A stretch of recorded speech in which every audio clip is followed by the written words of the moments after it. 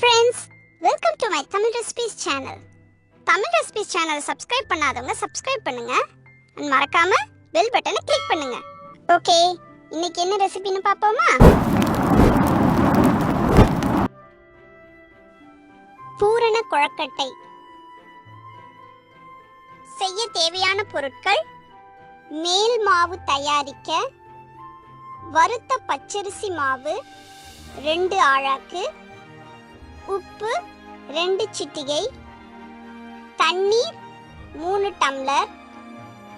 பூரணம் செய்வதற்கு தேங்காய் 1, வெல்லம் 1/4 கிலோ, நெய் 4 டீஸ்பூன், ஏலக்காய் தூள் 1 டீஸ்பூன்.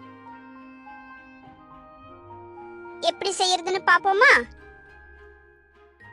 நம்ம இன்கிரிடியன்ட்ஸ்ல ஃபர்ஸ்டா இருக்குதே அந்த வறுத்த பச்சரிசி மாவு, அதை எப்படி முதல்ல செய்யறதுன்னு பாப்போம். அதை செய்யறதுக்கு முதல்ல பச்சரிசியை தண்ணி ஊற்றி நல்லா கழுவிட்டு 1 மணி நேரம் ஊற வச்சுக்கோங்க. ஊறின அரிசியை தண்ணி இல்லாம சுத்தமா வடிச்சிட்டு நிழல்ல ஒரு துணி இல்லைன்னா பேப்பர் டவல்ல காய வைங்க. நிழல்ல தான் காய வைக்கணும், வெயில்ல காய வைக்க கூடாது. அரிசி நல்லா காஞ்சதும் அதை மிக்சியில நைஸா அரைச்சுக்கோங்க. அரைச்ச மாவை மாவு சல்லடையில சலிச்சுக்கோங்க. சலிச்ச மாவை அடுப்புல ஒரு பேனை வச்சு லோ ஹீட்ல இந்த மாவை கொட்டி அதுல நல்லா வறுத்துக்கோங்க. இந்த மாவை நீங்க எப்பனாலும் செஞ்சு வச்சுக்கலாம். முன்னாடியே செஞ்சு வச்சுட்டா கொழுக்கட்டையை குயிக்கா பண்ணிடலாம். அடுத்து தேங்காவை நல்லா துருவி வச்சுக்கோங்க. வெள்ளத்தையும் நல்லா பவுடர் பண்ணி வச்சுக்கோங்க. அதுக்கப்புறம் அடுப்புல ஒரு பேனை வச்சு அதுல நெய்யை ஊத்தி அதுல தேங்காயை நல்ல ஈரப்பதம் போற வரைக்கும் நல்லா வதக்கிட்டு அதுல பொடிச்சு வச்சிருக்க வெள்ளத்தையும் போட்டு நல்லா கிளறுங்க. வெள்ளம் நல்லா மெல்ட் ஆகி தேங்காயும் வெள்ளமும் நல்லா சேர்ந்து வந்ததுக்கு அப்புறம் அதுல ஏலக்காய் தூளை போட்டு மிக்ஸ் பண்ணி இறக்கிடுங்க.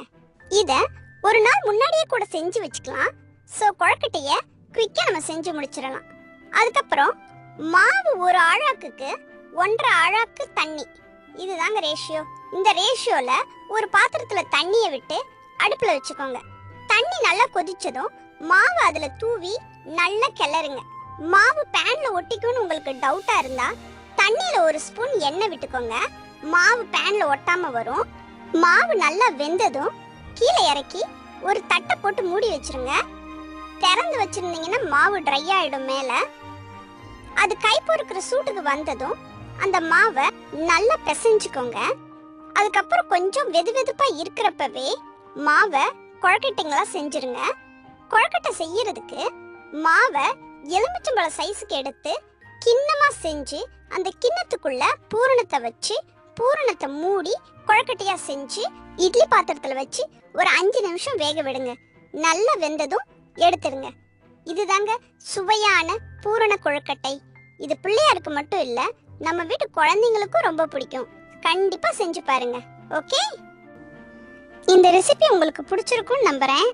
பாய் சொல்றதுக்கு முன்னாடி நம்ம தோஸ்து உங்களுக்கு ஒரு கிச்சன் டிப் சொல்றதுக்கு தயாரா இருக்கிறாரு. கேக்குறீங்களா?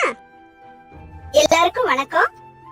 கொழுக்கட்டை மேல் மாவு பிசையும் போது ஒரு கரண்டி பால் சேர்த்து பிசைஞ்சீங்கன்னா கொழுக்கட்டை சுடும்போது விரிசல் விழாம இருக்கிறதுக்கு இது ஹெல்ப் பண்ணும். தேங்க்ஸ் ஃபார் வாட்சிங் திஸ் வீடியோ ஃப்ரெண்ட்ஸ். நாளைக்கு இன்னொரு ரெசிபியோட உங்களை சந்திக்கிறேன்.